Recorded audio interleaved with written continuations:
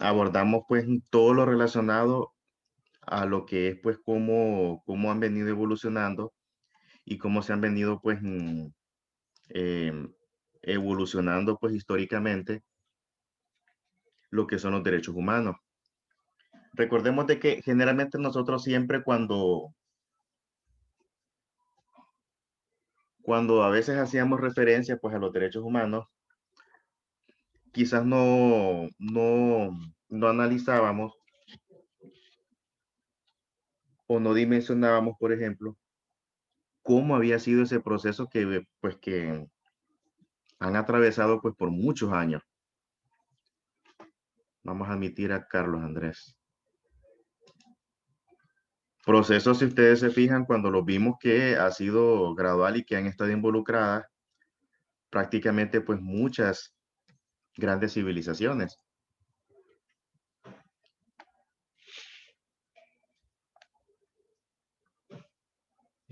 Vamos a ver, cívica, hoy es 15 del 10. Entonces, por ejemplo, estuvimos analizando el antecedente más remoto. Vamos a ver quién lo recuerda. El antecedente más remoto a los derechos humanos es el cilindro o piedra de... Ay, se me olvidó el nombre del que hizo la piedra. Vamos a ver quién le ayuda, Carlos Ahmed. Pero muy bien, Carlos Ahmed.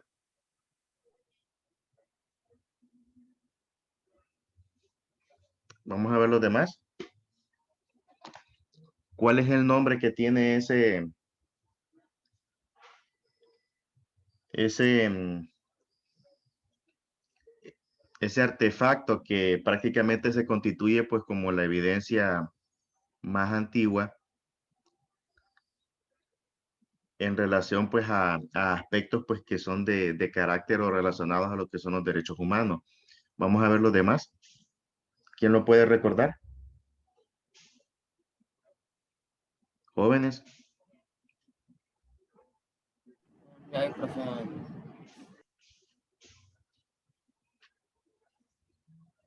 Vamos a ver. Ana Sofía, Dulce, Pilar, El cilindro Daniel. de Ciro. Exactamente, el cilindro de Ciro. Excelente. Ana Sofía, ¿verdad? Sí. Entonces, si ustedes ven jóvenes, ese es el antecedente histórico más antiguo que hay. Que el cilindro de Ciro fue un artefacto donde se plasmaron algunas medidas que implementó lo que fue el primer rey de Persia. Y que en esas medidas, pues prácticamente tienen mucha connotación relacionada pues con lo que son los derechos humanos. Posteriormente vimos, por ejemplo, cuando se continuaron dándose más situaciones, pero específicamente ya en lo que es pues el resto de Europa. Fue así entonces de que mucho tiempo después, jóvenes, recogiendo todos estos antecedentes, todos estos hechos, fue necesario entonces que existiese lo que es un documento que fuera de carácter universal y que en el cual pues contuvieran o que se plasmaran ya lo que son pues los derechos humanos para toda la humanidad. Ese documento pues le vamos a llamarlo lo que es la Declaración Universal de los Derechos Humanos. Y aquí vamos a ver que la Declaración Universal de los Derechos Humanos fue el resultado de un acontecimiento muy trágico, específicamente pues después de lo que fue la Segunda Guerra Mundial. El mundo pues no tenía ninguna regla básica de carácter universal en el cual se protegiese lo que era la integridad de nosotros como seres humanos. Generalmente pues cada país pues quizás en cada una de sus legislaciones integraban aspectos relacionados con lo que es la protección individual y con lo que son algún tipo de lo que son garantías, pero no era algo que fuese un común denominador para todos. Entonces, recordemos también de que antes de la Segunda Guerra Mundial, el mundo también no tenía lo que era este organismo, el cual agrupara a todas las naciones del mundo, como lo es las Naciones Unidas. Si hacemos memoria, en cuanto a lo que es pues cuestión de pérdida de vidas humanas y pérdidas materiales, la Segunda Guerra Mundial fue un suceso muy, muy devastador. Buenos días, profe. Buenos días. ¿Nombre? Jorge Marchante. Muy bien. Y Luis Antonio también, ¿verdad? Sí, profe. Ok. Entonces fue un proceso muy devastador. Antes de la Segunda Guerra Mundial, el mundo no tenía una ONU. O sea, el mundo no tenía un organismo en el cual convergieran todos los países del mundo y que buscasen pues soluciones a las diferentes problemáticas que azotan a la humanidad. Cuando se crea la ONU en primer lugar se crea después de lo que son estos acontecimientos y se crea con el objetivo de democratizar más lo que eran pues las decisiones del mundo. Se crea con el objetivo de que todos los países tuviesen un escaño y que pues en el debate internacional se planteasen cuáles son o cuáles pueden ser cada una de las medidas que vengan a favorecer a la humanidad. Recordemos que la ONU no solamente es la ONU como tal, la ONU está compuesta por muchas entidades y que cada entidad tiene su papel en cada área. La UNESCO en la educación, la Organización Mundial del Comercio en lo que es el comercio, la Organización Internacional del Trabajo, pues en lo que es la parte laboral, la Organización Mundial de la Salud en lo que es pues el área de la salud. En el caso de América Latina, la ONU creó también otra entidad de la salud que es la Organización Panamericana de la Salud, la OPS. En la parte alimentaria se creó pues a la FAO, el Programa Mundial de Alimentos. En la parte de derechos humanos pues se creó pues el Alto Comisionado de los Derechos Humanos para las Naciones Unidas, el Consejo de Derechos Humanos, muchas entidades que en su función tienen responsabilidad de trabajar en cada una de sus áreas específicas. Entonces, cuando se crea la ONU, eso fue un gran avance para la humanidad. Fue un gran avance porque recordemos pues que en la ONU lo que se busca es el bienestar de todos los países del mundo, democratizar más las cosas que se dan en el mundo, evitando que existan círculos de poder. Sin embargo, pues en la práctica todos sabemos lo que pasa y que lejos de la retórica que se pueda decir, pues siempre van a ver lo que son pues círculos de poder pues que influyen negativa o positivamente. En la mayoría de los casos de forma negativa. Pero veamos la otra cuestión. Aparte de que se diese por instalada lo que es o lo que es las Naciones Unidas, hacía falta algo. Y ese elemento que hacía falta era, vamos a anotar al que ingresó ahorita, era elaborar un documento donde estuviesen reflejadas lo que eran las garantías para proteger a las personas a nivel mundial de muchas atrocidades cometidas pues muchas veces por los gobiernos o por terceros individuales. Recordemos que el antecedente más claro que hubo fueron los sucesos en lo que fue pues las atrocidades que se dieron durante la Segunda Guerra Mundial, los campos de concentración, las políticas de exterminio, todas estas situaciones que pues vinieron a generar un retroceso. un retroceso muy negativo. Entonces, amparados en lo que fue esa situación lamentable, pues los países del mundo deciden dar una respuesta para que eso no volviera a pasar. Y decidieron crear un documento que fuera pues de carácter universal, que fuera aplicable y que fuera como decir, una ley internacional que todos los países deberían de asumir responsablemente y de cumplir también. Ese documento fue la denominada Declaración Universal de los Derechos Humanos, que fue pues promulgada el 10 de diciembre de 1948.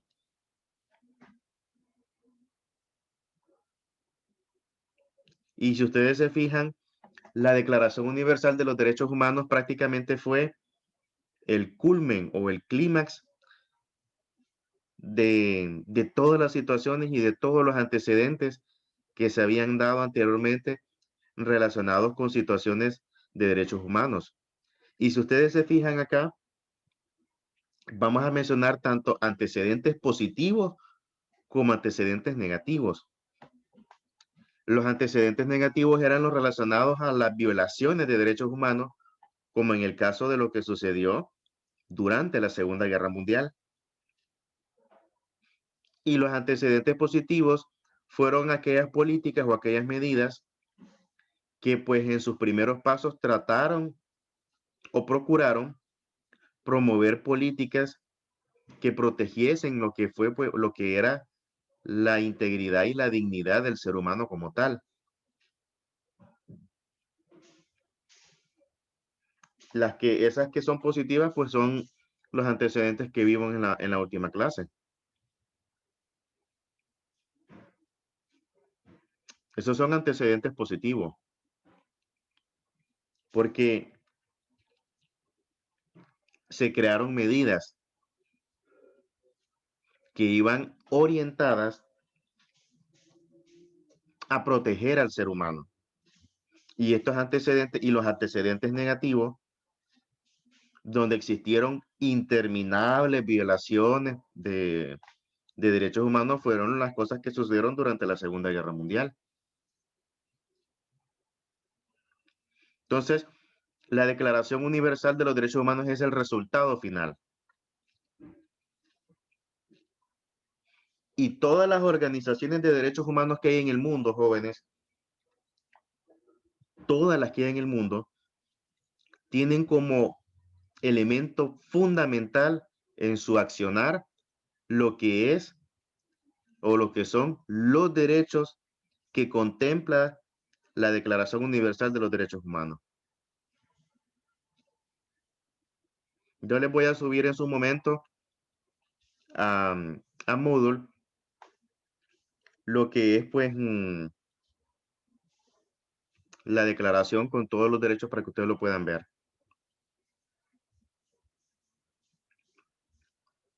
Creo que eso lo voy a hacer el fin de semana va a ser para que hagan la actividad pues en el transcurso de la otra semana. Entonces, todas las organizaciones jóvenes tienen esa cualidad, que se inspiran y centran su trabajo en los aspectos que determina lo que es la declaración. O sea, la declaración es el eje central de todas las organizaciones mundiales de derechos humanos. Es el eje central. Y vean, si ustedes se fijan, la declaración tiene muchos artículos, tiene muchos aspectos en donde pues hace referencia a lo que es la libertad, la igualdad, la justicia, la paz, la dignidad. O sea, cada uno de esos aspectos, de esos aspectos que yo les menciono, tienen o están contenidos en cada uno de los artículos de la declaración. La declaración contiene en total 30 artículos y todo lo que son los derechos que aparecen reflejados en la declaración, todos automáticamente gozamos de esos derechos por el simple hecho de ser seres humanos. Aquí no tiene nada que ver nacionalidad,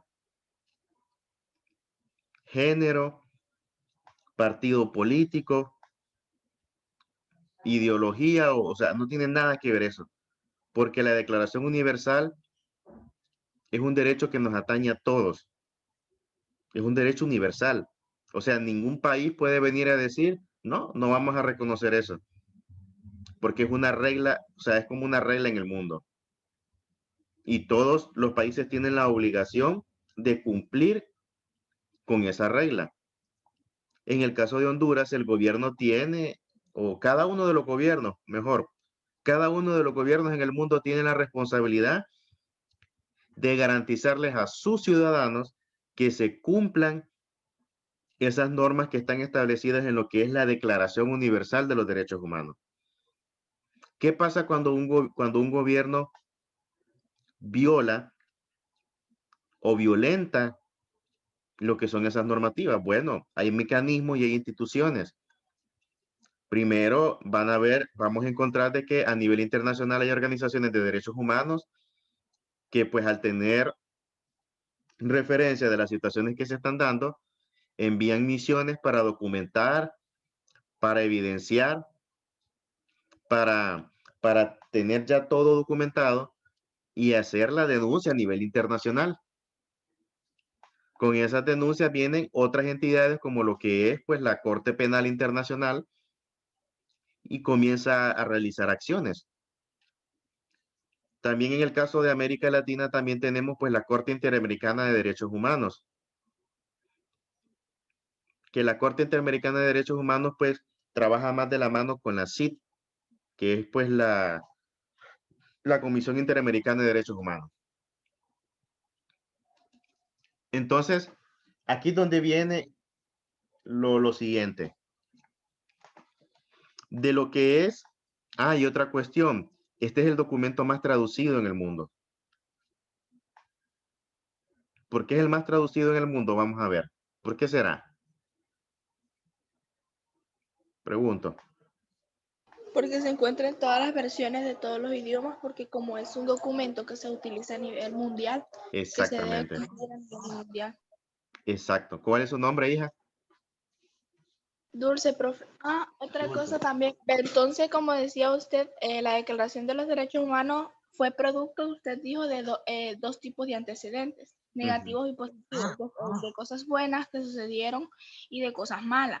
Exactamente. Y también, según lo que usted dijo, sería como un documento que nos garantiza a todos los seres humanos de todo el mundo, sin importar, como dijo usted, color de piel, género, ideología, entre otras cosas, que seamos tratados de forma igual, con justicia. Pero mi pregunta es, en algunos países, como dice usted, sí lo toman. Claro, siempre lo toman. Pero ¿por qué no todos toman todos los artículos o capítulos de esa constitución, sino que los que ellos les dan por conveniencia? Buena pregunta, hija. Muy buena participación la que tiene. Bien. Aquí es lo siguiente. Un país puede decir, bueno, oficialmente nosotros reconocemos y adoptamos todos los artículos. El problema es lo que pasa en la práctica con algunos países. Oficialmente puede que ellos digan, no, nosotros reconocemos, ese es un avance para la humanidad y todo el discurso, la retórica. Pero en la práctica, con algunas acciones que ellos pueden cometer, es cuando pues violentan lo que son cada una de esas normativas. Cuando, por ejemplo, no hay libertad de expresión, cuando, por ejemplo, no hay libertad de lo que es pues organizarse, cuando, por ejemplo, no hay el hecho de que no existe lo que es, por ejemplo, lo que es ese derecho a la justicia que todos tenemos, cuando a veces solamente se aplica la justicia solamente a unos y a otros no se aplica. Cuando los gobiernos hacen esas cosas, es cuando en la práctica están incumpliendo con lo que es esta norma internacional. Hay muchos gobiernos que van más allá y que, por ejemplo, cuando tienen una oposición que pues no les agrada, pueden que hagan muchas cosas negativas en contra de la oposición, hostigarlos, perseguirlos o matarlos. Y eso es incumplir con lo que establece la declaración, porque en un país vamos a encontrar personas con diversidad de pensamiento político, personas que piensan de una manera. El mundo es heterogéneo. Jamás vamos a encontrar un mundo homogéneo. Lo mismo que ustedes en su salón de clase. En su salón de clases no vamos a decir que son homogéneos ustedes, porque cuando decimos que son homogéneos, estamos diciendo que todos son iguales. Y no es así. Cada quien tiene diferencias que los hacen ser únicos y especiales. Entonces así es en los países y así es en el mundo. En el caso de Honduras, en los años 80, el gobierno de Honduras pues se vio bastante muy involucrado en lo que son casos de lo que era pues desaparecimientos y ejecuciones extraoficiales. Cuando digo ejecuciones estoy diciendo pues prácticamente pues asesinatos. Había una unidad élite del ejército que se le llamaba el Batallón 316, que el Batallón 316 lo crean con el objetivo de eliminar a todas las personas que fuesen o sea, que fuesen líderes y que manifestasen una ideología política contraria a la que se estaba pregonando en ese tiempo. Muchas personas desaparecieron, más de 300 desaparecidos hubo, y cada uno de esos desaparecidos eran personas y líderes importantes que de alguna u otra manera públicamente habían manifestado su desacuerdo con el accionar del gobierno. A raíz de eso, de esos desaparecidos, los familiares de todas esas personas deciden organizarse y fundan lo que es una organización que la vamos a ver más adelante, el COFADE. Muchas de las personas, pues que cuando yo digo desaparecidos jóvenes es que eran capturadas o eran interceptadas cuando iban pues camino a sus trabajos o cuando estaban en sus casas. Llegaban hombres encapuchados, militares, y los capturaban y los llevaban. Y jamás se volvía a saber de ellos, jamás. Ni siquiera los cuerpos se encontraban. Ellos tenían muchas técnicas para, pues, después de matar, pues desaparecer lo que eran los cuerpos, disolverlos en ácidos, o habían muchas veces creo que fue en la zona en lo que fue el sur del país, se dio un caso donde, pues, desde un avión de la Fuerza Aérea de Honduras, pues, lanzaban los pedazos de las personas en diferentes partes de Honduras para que así no fuese encontrado nada de lo que fuese esa persona. Muchas situaciones que fueron lamentables. Y de todos esos familiares hubieron muchos que fueron a instancias internacionales porque en lo que son las instancias nacionales, la justicia hondureña nunca hizo nada, nunca investigó, nunca documentó, nunca hizo su oficio, que es garantizar la justicia. Entonces, los familiares fueron a instancias internacionales y en muchos de esos casos, en juicio, el Estado de Honduras, pues, tuvo que ser obligado a pagar millonarias indemnizaciones. Otro ejemplo fue el de Janet Caguas. Janet Caguas fue una defensora, pues, desde lo que es el medio ambiente. Ella era una persona, pues, que se preocupaba por las situaciones que pasaban. Y ella siempre estuvo opuesta a que se realizasen pues proyectos, ya sea industriales o comerciales, que fueran en detrimento de lo que es el medio ambiente. y específicamente se iba a construir un proyecto en lo que fue, pues, en lo que era la zona de Punta Sal, toda esa zona de La Ceiba, que hay bastante bosque, una zona muy, con una belleza espectacular. Y pues ella manifestaba, se oponía, o sea, eh, se reunía con las personas para concientizarlas y hacerles ver de que deberían de proteger su patrimonio. Y ella fue asesinada. Los familiares de Janet Caguas fueron a juicio internacional y todo, y el gobierno de Honduras, se demostró que el gobierno de Honduras tuvo mucho que ver en eso. Y bueno, a raíz de eso, que una de las tantas medidas compensatorias a las que fue obligada Honduras a tratar de, de cumplir era nombrar esa zona con el nombre de ella. Y por eso ahora se le conoce como Parque Nacional Janet Caguas. No fue porque el gobierno, vamos a ponerle Janet Caguas, ¿no? Sino porque fue obligado, aparte de otras compensaciones también, pues.